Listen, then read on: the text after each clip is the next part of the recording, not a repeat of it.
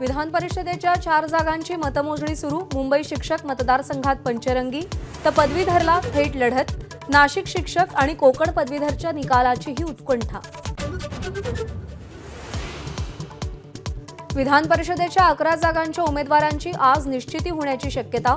भाजपचे 5, शिंदे गटाचे 2 आणि अजित पवार गटाचा 1 उमेदवार निश्चित होणार।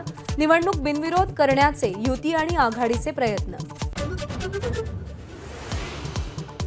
पावसाळी अधिवेशनात आज विरोधक सरकारला घेरणार। बेकायदा होर्डिंग्स, अधिकाऱ्यांकडून गाव खरेदी, आईस्क्रीममध्ये मानवी बोट असे अनेक मुद्दे विरोधकांच्या अजेंड्यावर।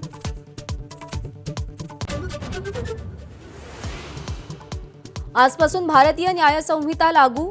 आयपीसीच्या जागी आता भारतीय न्याय संहिता 2023 लागू। फसवणुकीसाठी 420 ऐवजी 318 कलम असेल।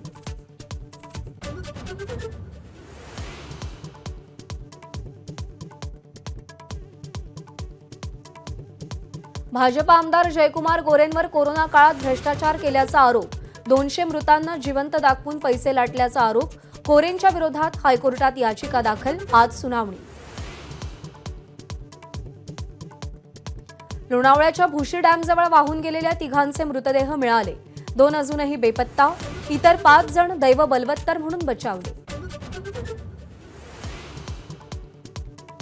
ठाण्यात येऊर भागात रेव पार्टी झाल्याचा जितेंद्र आव्हाडांचा आरोप। वर्ल्ड कप जल्लोषाच्या नावाखाली रेव पार्टी झाल्याचा दावा। पोलिसांकडून आरोपाची दखल। नागपुरात परवाना नसताना बारमध्ये मद्यविक्री। बजाजनगर, वर्धा रोड परिसरातील हॉटेल्समध्ये विनापरवाना मद्यविक्रीमुळे कायदा सुव्यवस्थेचा प्रश्न गंभीर। मुंबईमध्ये जून महिन्यात 35% कमी पाऊस। महिन्याभरात मुंबई शहरात 507 मिलीमीटर पाऊस। आज ठाणे, मुंबई, पालघरमध्ये मुसळधार पावसाची शक्यता। नवेगाव नागझिरा व्याघ्र प्रकल्प आजपासून पर्यटकांसाठी बंद। पावसाळा सुरू झाल्यानं पुढचे 3 महिने पर्यटकांना प्रवेश नाही। मुख्यमंत्र्यांच्या पाहणीनंतरही इंद्रायणी नदी पुन्हा फेसाळलेलीच। नदी कायमची प्रदूषणमुक्त कधी होणार? नागरिकांचा सवाल।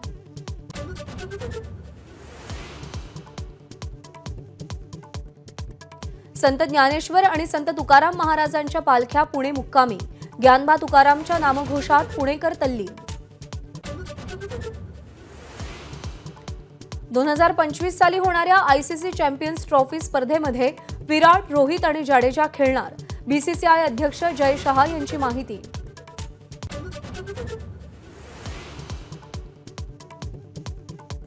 चिपळूणच्या रस्त्यावर महाकाय मगर। वाहन चालक आणि पादचाऱ्यांची भंबेरी उडाली। शिवनदीतील मगर मानवी वस्तीत आल्यानं लोकांमध्ये दहशत। एबीपी माझा, उघडा डोळे बघा नीट।